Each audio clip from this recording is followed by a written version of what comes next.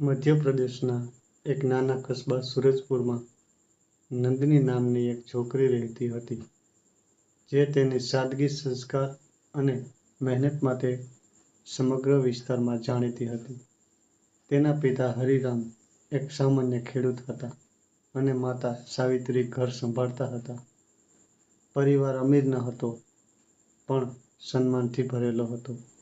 નંદિની બાળપણથી જ ભણવામાં તેજ હતી અને તેનું સપનું હતું કે તે તેના માતા-પિતાનું નામ રોશન કરે. પરંતુ ગામની પરંપરાઓને કારણે તેનો અભ્યાસ એક સીમા સુધી જ રહી શક્યો અને પછી ઘરના લોકો તેના લગ્નની ચિંતા કરવા લાગ્યા.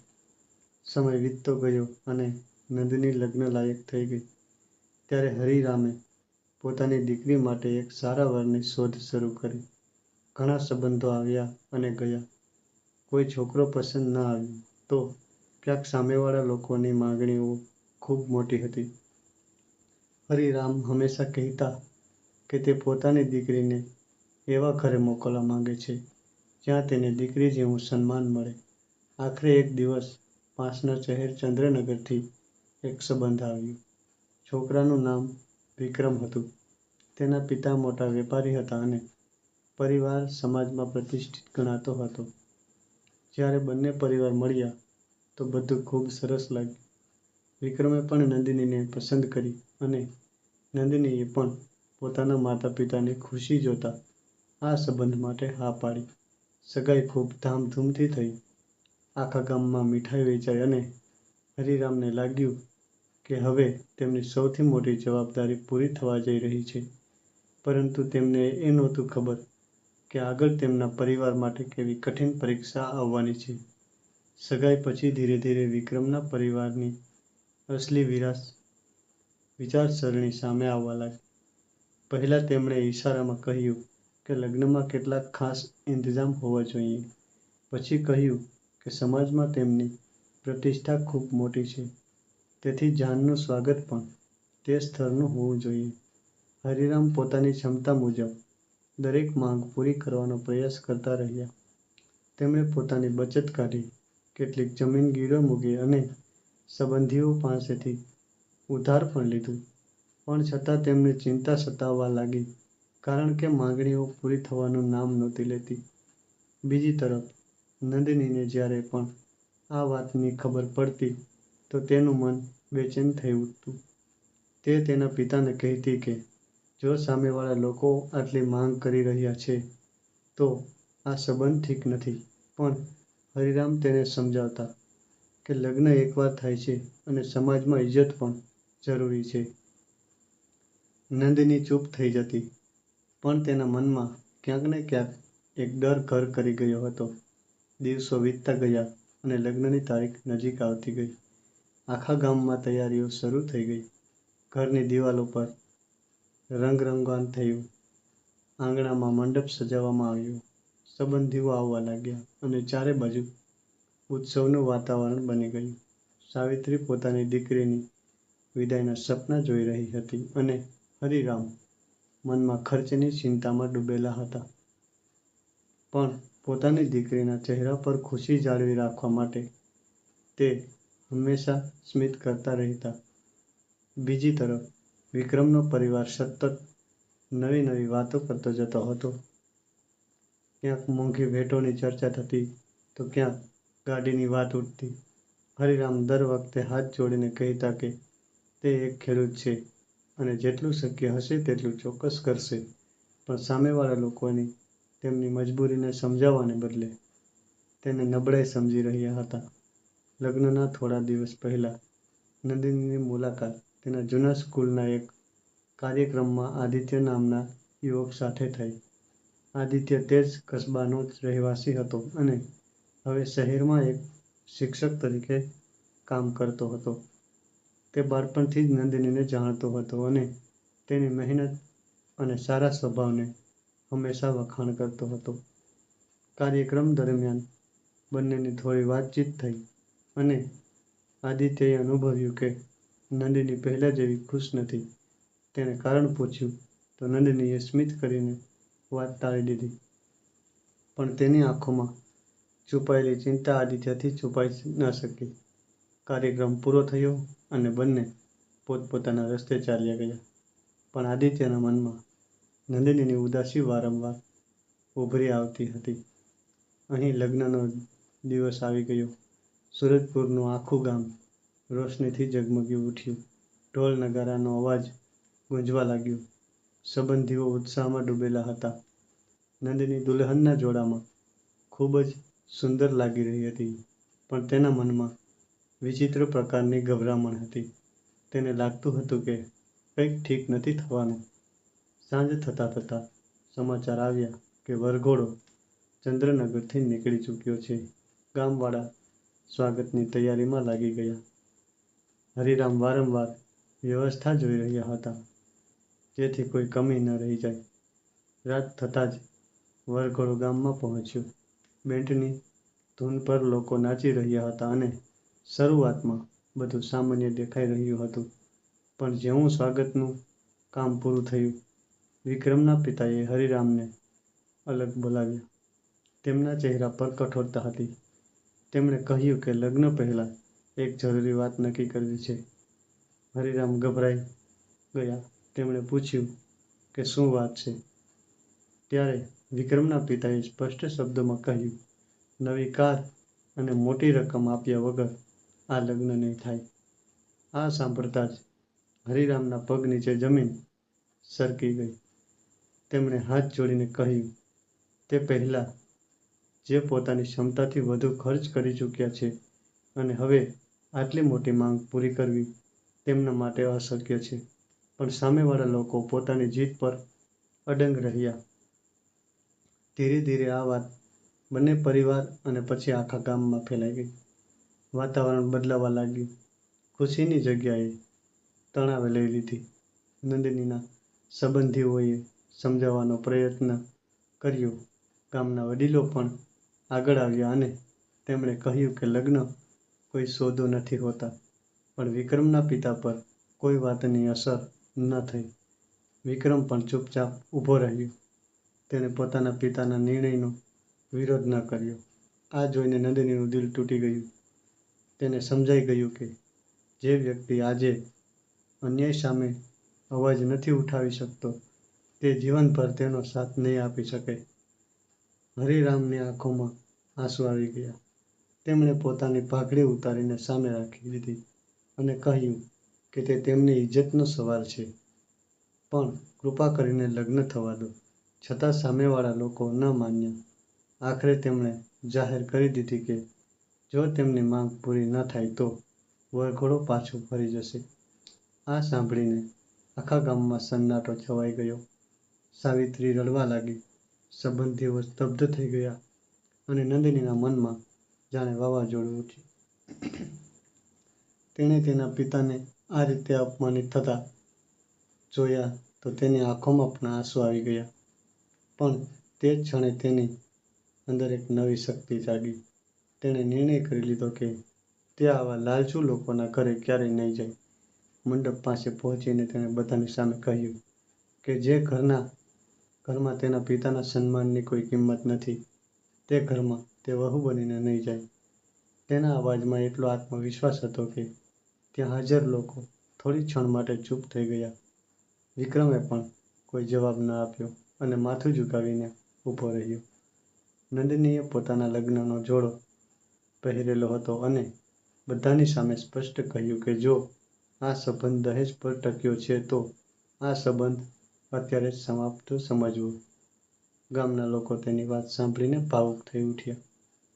ઘણી મહિલાઓની આંખોમાં ગર્વના આંસુ હતા, પણ વિક્રમના પરિવારને કોઈ ફરક ન પડ્યો.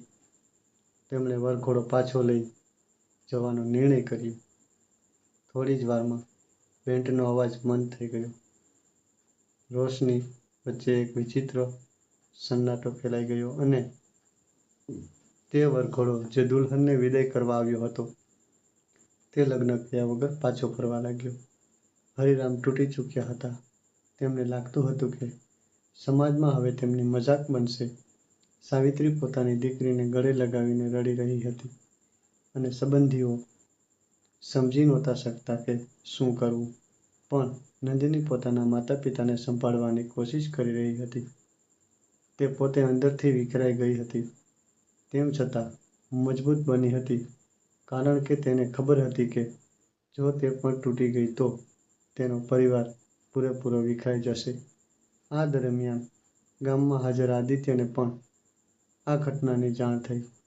તે તેના કેટલાક મિત્રો સાથે લગ્નમાં સામેલ થવા આવ્યો હતો. જ્યારે તેણે આખી વાત સાંભળી તો તેને ખૂબ દુઃખ થયું. તેણે દૂર ઊભા રહીને નંદિની અને તેના પરિવારની હાલત જોઈ અને તેના મનમાં ઘણા વિચારો આવવા લાગ્યા. તેને લાગ્યું કે આ માત્ર એક પરિવારનું અપમાન નથી, પણ આખા સમાજ માટે શરમની વાત છે. રાત ઊંડી થઈ ગઈ હતી. વરઘોડો લગભગ ગામમાંથી નીકળી ચૂક્યો હતો અને નંદિનીના ઘરમાં માતમ જેવું વાતાવરણ હતું. પણ કોઈને એ અંદાજો ન હતો કે કિસ્મત હજી એક નવો વળાંક લેવાની છે અને આવનારા થોડા કલાકોમાં એવી ઘટના બનવાની છે જે આખા સૂરજપુરની વિચારસરણી બદલી નાખશે. આદિત્ય ચૂપચાપ ઊભો બધું જોઈ રહ્યો હતો અને તેના મનમાં એક એવો નિર્ણય આકાર લેવા લાગ્યો હતો જે માત્ર નંદિનીના જીવનને બદલી શકતો હતો. એટલું જ નહીં, પણ દહેજ જેવી બુરાઈ સામે એક મિસાઇલ પણ બની શકતો હતો. પણ તે નિર્ણય શું હતો અને તેને સાંભળીને ગામવાળાની શું પ્રતિક્રિયા થવાની હતી એ હવે પણ કોઈ ખબર નહોતી. અને આ નિશ્ચિતતાની વચ્ચે લાંબી રાત આગળ વધી ગઈ. વરઘોડાના પાછા ગયા પછી સૂરજપુર ગામનું વાતાવરણ સંપૂર્ણપણે બદલાઈ ચૂક્યું હતું. થોડા કલાક પહેલા સુધી જ્યાં શરણાઈઓના મધુર સૂરો ગુંજી રહ્યા હતા, ત્યાં હવે ચારેય તરફ ઉદાસી અને સન્નાટો ફેલાયેલો હતો. ગામના લોકો નાના નાના સમૂહોમાં ઊભા રહીને તે જ ઘટનાની ચર્ચા કરી રહ્યા હતા. દરેકના ચહેરા પર નારાજગી હતી, કારણ કે બધાને પોતાની આંખોથી જોયું હતું કે કઈ રીતે દહેજની લાલચે એક ખુશહાલ લગ્નને તૂટવા પર મજબૂર કરી દીધા હતા. નંદિનીના ઘરના આંગણામાં બેઠેલા સંબંધીઓ એકબીજાને ધીરજ બંધાવી રહ્યા હતા, પણ કોઈની પાસે એવો કોઈ શબ્દ નહોતો જે હરિરામ અને સાવિત્રીના તૂટેલા મનને સંભાળી શકે. હરિરામ સતત એક જ વાત વિચારી રહ્યા હતા કે તેમણે પોતાની દીકરી માટે જીવનભર મહેનત કરી હતી, તેની ખુશી માટે દરેક શક્ય કોશિશ કરી હતી, છતાં આજે તેમને આખા સમાજની સામે અપમાન સહન કરવું પડ્યું. બીજી તરફ નંદિની પોતાને આંસુ રોકીને પોતાના માતા પિતાને સંભાળી રહી હતી. તે જાણતી હતી કે આ સમયે જો તેણે હિંમત ખોઈ નાખી તો તેના માતા પિતા વધુ ભાંગી પડશે. તેથી તેણે પોતાની જાતને મજબૂર બનાવી રાખી. જોકે તેના દિલમાં ઊંડો દર્દ હતો, કારણ કે જે સંબંધને લઈને તેણે ભવિષ્યના સપના જોયા હતા તે થોડી ક્ષણોમાં વેરવિખેર થઈ ગયા હતા. રાત ઘણી વીતી ગઈ હતી, પરંતુ કોઈની આંખમાં ઊંઘ નહોતી. ત્યારે જ ગામના કેટલાક વડીલો હરિરામ પાસે આવ્યા અને તેમને સમજાવવા લાગ્યા કે ભૂલ તેમની નથી, પણ એ લોકોની છે જેમણે લગ્ન જેવા પવિત્ર સંબંધને પૈસાના ત્રાજવે તોલ્યો. હરિરામે ભારે મનથી તેમની વાત સાંભળી, પણ તેમનું દિલ હજુ પણ દુઃખથી ભરેલું હતું. તે જ સમયે આદિત્ય પણ ત્યાં પહોંચ્યો. થોડી વાર સુધી ચૂપચાપ ઊભો રહ્યો, પછી તેમણે આગળ વધીને હરિરામના ચરણ સ્પર્શ કર્યા અને આદર સાથે તેમની પાસે બેસી ગયો. હરિરામ તેને નાનપણથી જ જાણતા હતા, તેથી તેમણે તેને પોતાની પાસે બેસવા દીધો. આદિત્યએ શાંત અવાજમાં કહ્યું કે જે થયું તે ખૂબ ખોટું થયું છે, પરંતુ તેનો અર્થ એ નથી કે નંદિની તેનો પરિવાર સન્માન ગુમાવી ચૂક્યા છે. પરંતુ આજે આખા ગામે જોયું છે કે અસલી સન્માન કોની પાસે છે. આદિત્યની વાત સાંભળીને હરિરામની આંખો ભરાઈ આવી. તેમણે કહ્યું કે સમાજ ગમે તે કહે, પણ એક પિતા માટે આ બધું સહન કરવું ખૂબ મુશ્કેલ હોય છે. આદિત્યએ તેમના ખભા પર હાથ મૂક્યો અને કહ્યું કે ક્યારેક ભગવાન માણસને મોટી મુસીબત એટલા માટે બનાવે છે જેથી તેને તેનાથી પણ વધુ સારો રસ્તો મળી શકે. આ સાંભળીને ત્યાં બેઠેલા કેટલાક લોકો તેની તરફ જોવા લાગ્યા, કારણ કે તેના શબ્દોમાં એક અલગ જ દ્રઢતા દેખાતી હતી. બીજી તરફ નંદિની પણ થોડે દૂર બેસીને બધું સાંભળી રહી હતી. તેના મનમાં આદિત્ય પ્રત્યે સન્માન વધી ગયું, કારણ કે આવા મુશ્કેલ સમયમાં બહુ ઓછા લોકો હોય છે જે કોઈની પણ સ્વાર્થ વગર કોઈનો ઉત્સાહ વધારે છે. ધીરે ધીરે રાત વધુ ઊંડી થતી ગઈ, પણ આદિત્યના મનમાં એક વિચાર સતત મજબૂત થતો જતો હતો. તે ઘણા વર્ષોથી નંદિનીને જાણતો હતો. તેણે હંમેશા તેની સારાપણા અને તેના સંસ્કારોની પ્રશંસા કરી હતી, પરંતુ તેણે ક્યારેય પોતાના મનની વાત કોઈને કહી ન હતી, કારણ કે તે નંદિનીના જીવનમાં કોઈ અવરોધ બનવા માંગતો ન હતો. જ્યારે તેની સગાઈ થઈ હતી ત્યારે પણ તેણે દિલની વાત દિલમાં જ રાખી હતી અને તેની ખુશીઓ માટે પ્રાર્થના કરી હતી. પણ આજે જે કંઈ થયું તે જોઈને તેનું મન વિચલિત થઈ ગયું હતું. તેને લાગતું હતું કે જો તે આજે પણ ચૂપ રહ્યો તો કદાચ આખી જિંદગી પછતાવો થશે. થોડીવાર પછી આદિત્ય ગામના કેટલાક પ્રતિષ્ઠિત વડીલોને લઈને એક તરફ ગયો અને તેમની સાથે લાંબી ચર્ચા કરવા લાગ્યો. પહેલાં તો લોકો તેની વાત સાંભળીને નવાઈ પામ્યા. પછી ધીરે ધીરે તેમના ચહેરા પર ગંભીરતા આવી ગઈ. લગભગ અડધા કલાક સુધી વાતચીત ચાલી અને અંતે બધા વડીલોએ એકમત થઈને હરિરામ પાસે પહોંચ્યા. હરિરામને તેમને આવતા જોયા તો તે થોડા ચોંકી ગયા. તેમાંથી સૌથી વડીલ વ્યક્તિએ કહ્યું કે તેમને એક મહત્વની વાત કરવી છે. હરિરામે વિનમ્રતાથી પૂછ્યું કે શું વાત છે? ત્યારે વડીલે આદિત્ય તરફ ઈશારો કરતા કહ્યું કે આ યુવાન નંદિનીનું સન્માન કરે છે અને જો આપ સૌની સહમતિ હોય તો તે નંદિની સાથે લગ્ન કરવા માંગે છે. આ સાંભળતા જ ત્યાં હાજર તમામ લોકો સ્તબ્ધ થઈ ગયા. થોડી ક્ષણો માટે એવું લાગતું હતું કે જાણે સમય થંભી ગયો છે. હરિરામે આશ્ચર્યથી આદિત્ય તરફ જોયું અને પછી તેની આંખોમાં જોવા લાગ્યા. આદિત્યએ માથું નમાવીને કહ્યું કે તે કોઈ ઉગતાના દિલની વાત કહી રહ્યો છે. તેણે કહ્યું કે તે નંદિનીને વર્ષોથી ઓળખે છે અને તેના સંસ્કારો તેના સાહસનું સન્માન કરે છે. તે કોઈ પણ દહેજ અને કોઈ પણ શરત વગર તેની સાથે લગ્ન કરવા માંગે છે. આ સાંભળીને ત્યાં હાજર ઘણા લોકોની આંખોમાં ખુશીના આંસુ આવી ગયા. પણ હરિરામ તરત જ કોઈ જવાબ આપી શકતો નહીં, કારણ કે આ નિર્ણય ખૂબ મોટો હતો. તેમણે કહ્યું કે સૌથી પહેલાં નંદિનીની ઈચ્છા જાણવી જરૂરી છે, કારણ કે જીવન તેણે વિતાવવાનું છે.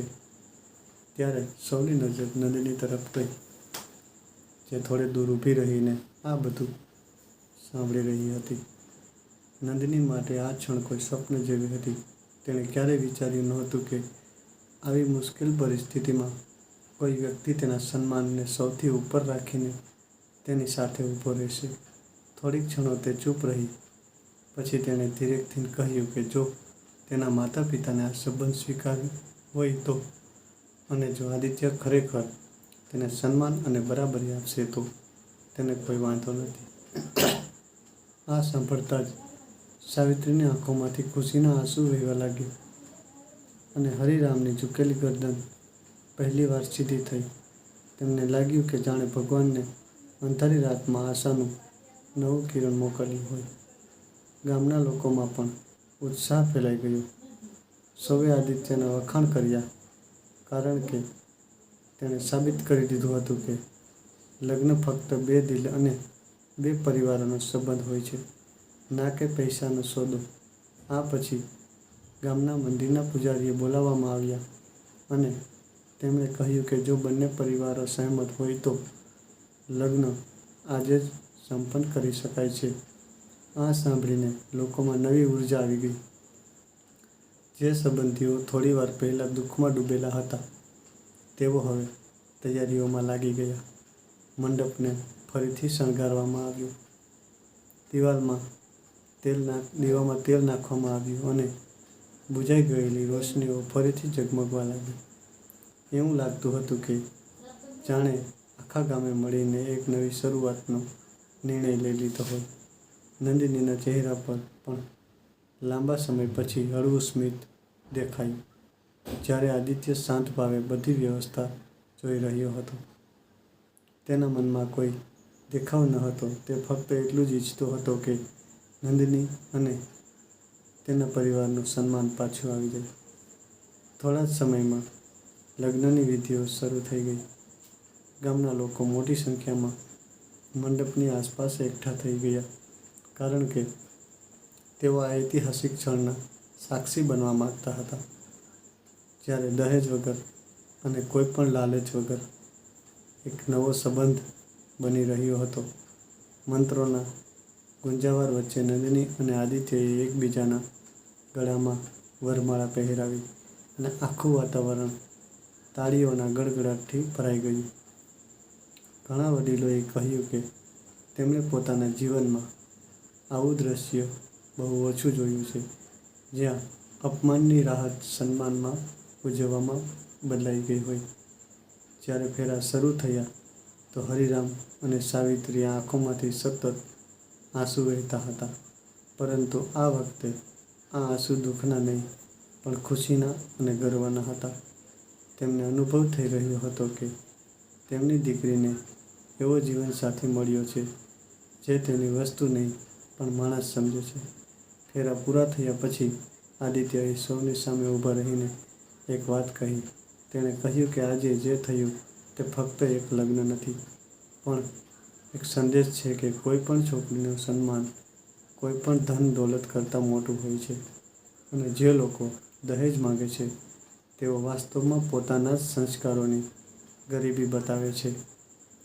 તેની વાત સાંભળીને આખું ગામ તાળીઓથી ગુંજી ઉઠ્યું.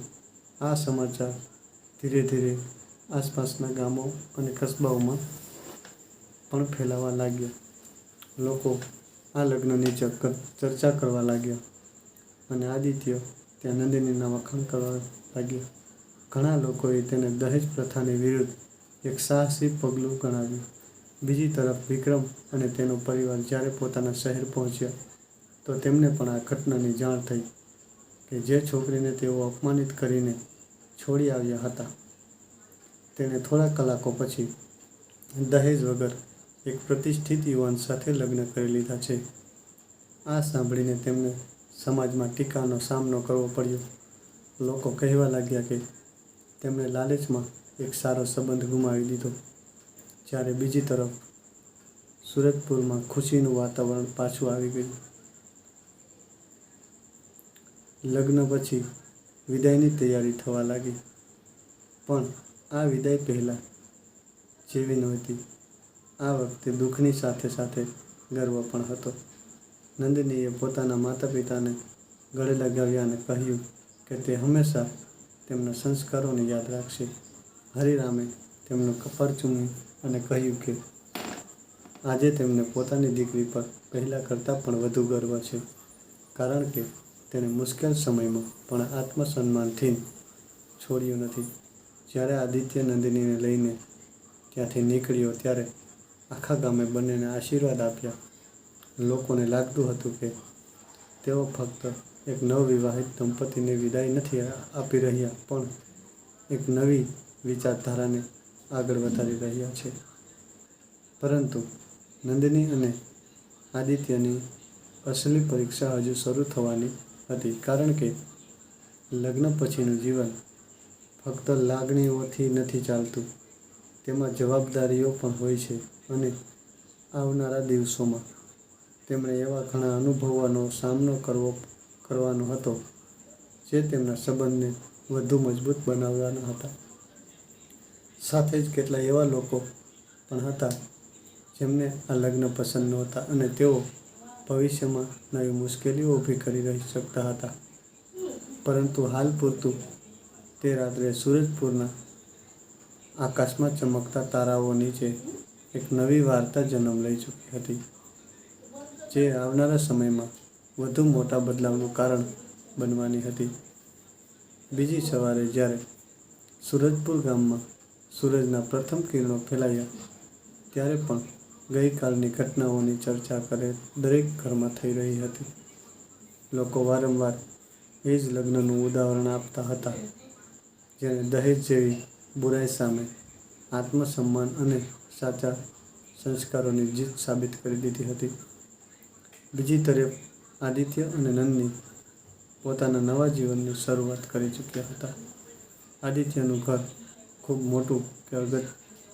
મોટું કે અત્યંત સ્વપ્ન નહોતું, પણ ત્યાં પ્રેમ, સન્માન અને આત્મહત્યા ભરપૂર હતી. આદિત્યની માતા શારદા અને પિતા ગોવિંદ નંદિનીનું સ્વાગત પૂરા મનથી કર્યું. તેમણે તેને વધુ નહીં પણ દીકરીનું સ્થાન આપ્યું. આ જોઈને નંદિનીના મનનો તે ડર ધીરે ધીરે ખતમ થવા લાગ્યો, જે છેલ્લા કેટલાક દિવસોની ઘટનાઓને કારણે તેના ભીતર બેસી ગયો હતો. લગ્નના શરૂઆતના દિવસોમાં આદિત્ય દરેક ડગલે નંદિનીનો સાથ આપતો હતો. તે તેને એવું મહેસૂસ નહોતો થવા દેતો કે તેની સાથે ક્યારેય કોઈ અન્યાય થયો હોય.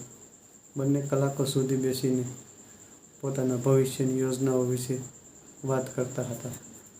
નંદિનીએ જણાવ્યું હતું કે તે આગળ ભણવા માગે છે અને કંઈક એવું કરવા માગે છે જેનાથી બીજી છોકરીઓને પણ પ્રેરણા મળે. આદિત્યએ તરત જ તેનું સમર્થન કર્યું અને કહ્યું કે સપના ત્યારે જ પૂરા થાય છે જ્યારે તેને જીવવાનું સાહસ કરવામાં આવે છે.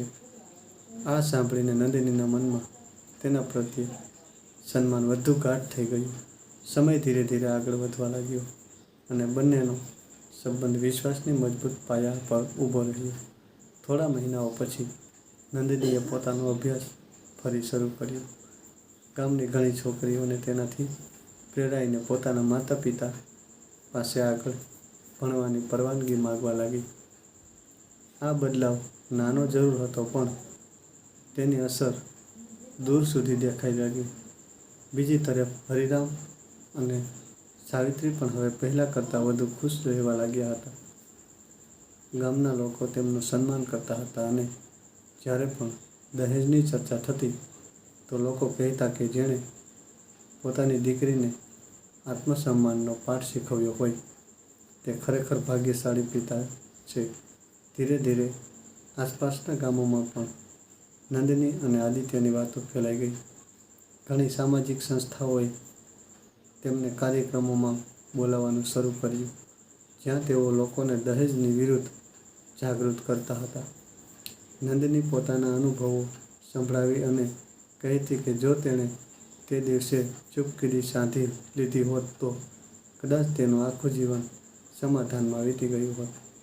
તેની વાતો સાંભળીને ઘણા પરિવારો પ્રભાવિત થયા અને સંકલ્પ લેતા કે તેઓ પોતાના ઘરોમાં દહેજને ક્યારેય સ્થાન નહીં આપે. દિવસ જિલ્લાના પ્રશાસનને પણ બંને સન્માનિત કર્યા, કારણ કે તેમની વાર્તાએ સમાજમાં સકારાત્મક સંદેશ ફેલાવ્યો હતો. મંચ પર જ્યારે નંદિનીને સન્માનપત્ર આપવામાં આવ્યું ત્યારે તેની આંખોની સામે તે રાત ફરી ગઈ જ્યારે જાન પાછી ફરી હતી અને તેના પિતા અપમાનને કારણે તૂટી ગયા હતા. તેને લાગ્યું કે જાણે ભગવાને તે કઠિન પરીક્ષાના બદલામાં તેને એક નવો ઉદ્દેશ્ય આપી દીધો હોય. બીજી તરફ વિક્રમ અને તેનો પરિવાર સતત ટીકાઓનો સામનો કરી રહ્યો હતો. સમાજમાં તેમની પ્રતિષ્ઠા પહેલાં જેવી નહોતી રહી. લોકો ખુલ્લેઆમ તેમની લાલચની નિંદા કરતા હતા. ઘણા સંબંધો જે પહેલાં તેમના ઘરે આવવા માટે ઉત્સુક રહેતા હતા, હવે અંતર રાખવા લાગ્યા હતા. વિક્રમને પણ ધીરે ધીરે પોતાની ભૂલનો અહેસાસ થવા લાગ્યો. તેને સમજાવા લાગ્યું કે તે દિવસે જો તેણે પોતાના પિતાનો વિરોધ કર્યો હોત તો કદાચ તેનું જીવન અલગ હોત, પરંતુ હવે ઘણું બધું મોડું થઈ ગયું હતું. સમય કોઈના માટે નથી રોકાતો અને જે તક હાથમાંથી નીકળી જાય છે તે હંમેશા માટે ખોવાઈ પણ શકે છે. અહીં આદિત્ય અને નંદિનીએ પોતાના જીવનને ફક્ત અંગત ખુશીઓ સુધી સીમિત ન રાખ્યું. તેમણે સમાજ માટે કંઈક કરવાનું નક્કી કર્યું. બંનેએ મળીને એક અભિયાન શરૂ કર્યું, જેમાં તેઓ ગામે ગામ જઈને લોકોને દહેજ પ્રથાના નુકસાન સમજાવતા હતા. શરૂઆતમાં કેટલાક લોકો તેમની વાતને હળવાશમાં લેતા હતા, પરંતુ જ્યારે તેઓ પોતાની સાચી વાર્તા સંભળાવતા તો લોકોના વિચારો બદલાવા લાગતા. ઘણા યુવાનોએ જાહેર કરી કે તેઓ દહેજ વગર લગ્ન કરશે, અને ઘણા માતા પિતાએ પણ આ સંકલ્પ લીધો કે તેઓ પોતાની દીકરીઓને બોજ નહીં સમજે. આ પરિવર્તન ધીરે ધીરે ફેલાવા લાગ્યું અને થોડા વર્ષોની અંદર જ તે વિસ્તારમાં દહેજ માંગનારાઓની સંખ્યા ઘણી ઓછી થઈ ગઈ. નંદિનીએ સૌથી વધુ ખુશી ત્યારે મળી જ્યારે એક દિવસ એક છોકરી તેની પાસે આવી અને તેણે કહ્યું કે તેની સગાઈ ફક્ત એટલા માટે નથી તૂટી કારણ કે તેણે નંદિનીની વાતમાંથી સાહસ મેળવ્યું હતું. તે દિવસે નંદિનીની આંખોમાં આંસુ આવી ગયા. તેને અનુભવ થયો કે જીવનની સૌથી મોટી સફળતા તે જ છે જ્યારે તમારો સંઘર્ષ બીજાના જીવનને વધુ સારું બનાવી દે. આ દરમિયાન આદિત્યને શહેરની એક મોટી શાળામાં આચાર્ય બનવાનો અવસર મળ્યો. તેની મહેનત અને પ્રામાણિકતાને દરેક જગ્યાએ વખાણવા થવા લાગ્યા, પરંતુ તેણે ક્યારેય પોતાનું ગામ અને પોતાની જડોને નથી ભૂલી. તે દર અઠવાડિયે સુરજપુર આવતો અને લોકોની વચ્ચે બેસીને તેમની સમસ્યાઓને સાંભળતો. ગામના બાળકો તેને પોતાનો આદર્શ માનતા હતા. જ્યારે નંદિનીએ મહિલાઓ માટે એક શિક્ષણ કેન્દ્ર શરૂ કર્યું જ્યાં તેમને ભલામણ કરવામાં આવતું અને આત્મનિર્ભર બનવાના રસ્તાઓ શીખવવામાં આવતા. ધીરે ધીરે આ કેન્દ્ર ખૂબ લોકપ્રિય થઈ ગયું અને આસપાસના વિસ્તારોમાંથી પણ મહિલાઓ ત્યાં આવવા લાગી.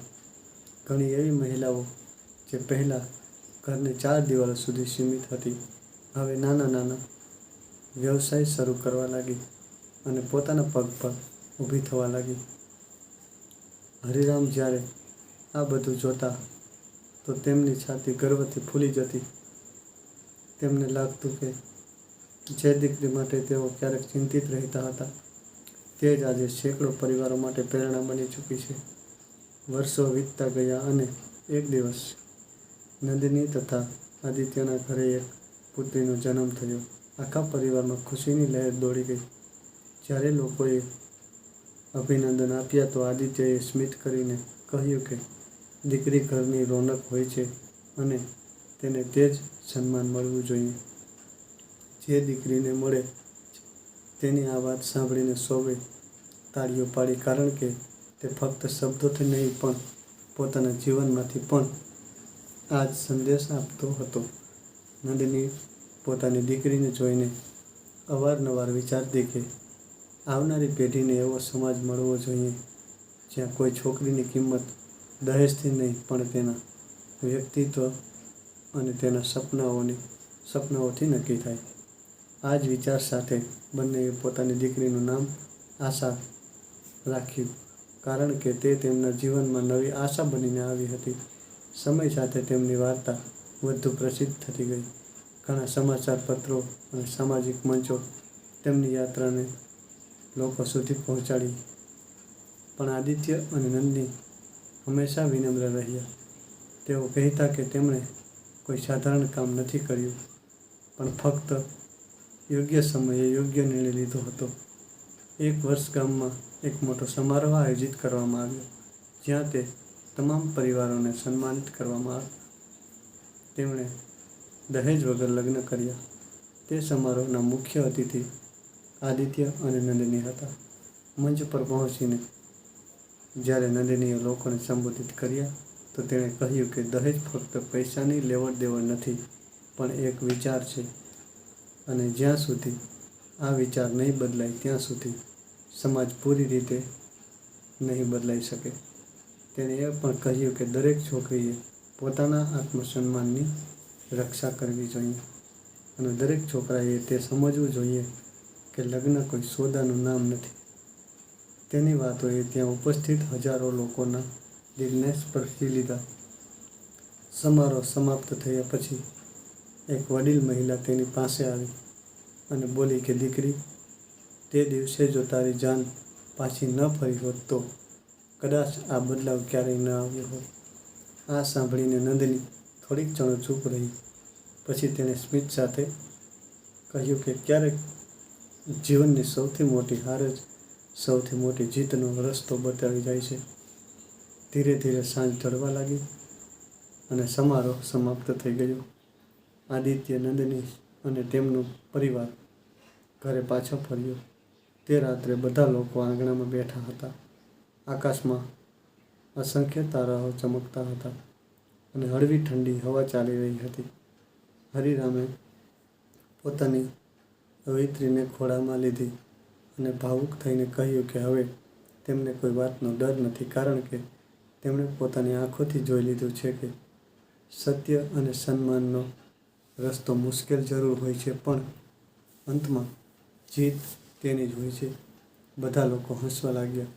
નંદિનીએ પોતાના પિતા તરફ જોયું અને તેની આંખોમાં કૃતજ્ઞતા ભરાઈ ગઈ, કારણ કે જો તેના માતા પિતાએ તેને સારા સંસ્કાર ન આપ્યા હોત તો કદાચ તે મુશ્કેલ રાતમાં યોગ્ય નિર્ણય ન લઈ શકી હોત. આદિત્યએ પણ તેની તરફ જોયું અને બંનેની આંખોમાં એ જ વિચાર ઝળકી રહ્યો હતો જેણે તેમના સંબંધને મજબૂત બનાવ્યો હતો. તે રાત્રે કોઈને એવું મહેસૂસ ન થયું કે ક્યારેય વાતો કરતાં કરતાં મોડું થઈ ગયું, કારણ કે સૌના દિલોમાં સંતોષ હતો. એક એવો સંતોષ જે સંઘર્ષોને પાર કર્યા પછી મળે છે. અને આ જ સંતોષ સાથે તેમની વાર્તા એક સુંદર સંદેશ છોડતી ગઈ. આગળ વધી. માણસની અસલી ઓળખ તેના ધનથી નહીં પણ તેના ચારિત્ર્યથી થાય છે. કે દીકરી કોઈ બોજ નહીં પણ પરિવારનું ગૌરવ હોય છે. કે દહેજ માંગનારો ક્યારેય સન્માન નથી પામી શકતો અને આત્મસન્માન સાથે લીધેલો એક સાહસી નિર્ણય માત્ર એક જીવનની નહીં પણ આખા સમાજની દિશા બદલી શકે છે. આ જ વિચાર આવનારી પેઢીઓ સુધી પહોંચાડતો રહ્યો અને સૂરજપુરની આ વાર્તા વર્ષો સુધી લોકોને પ્રેરણા આપતી રહી. અને આ પ્રકારે નંદિની અને આદિત્યના સંઘર્ષ શરૂ થયેલી યાત્રા સન્માન, પ્રેમ, વિશ્વાસ અને સામાજિક બદલાવની મિસાઇલ બનીને હંમેશા માટે અમર થઈ ગઈ. અને અહીં તેમની વાર્તા સુખદ અને પ્રેરણાદાયી સમાપન સુધી પહોંચી. મિત્રો, સાંભળવા બદલ તમારો ખૂબ ખૂબ આભાર. હર હર મહાદેવ.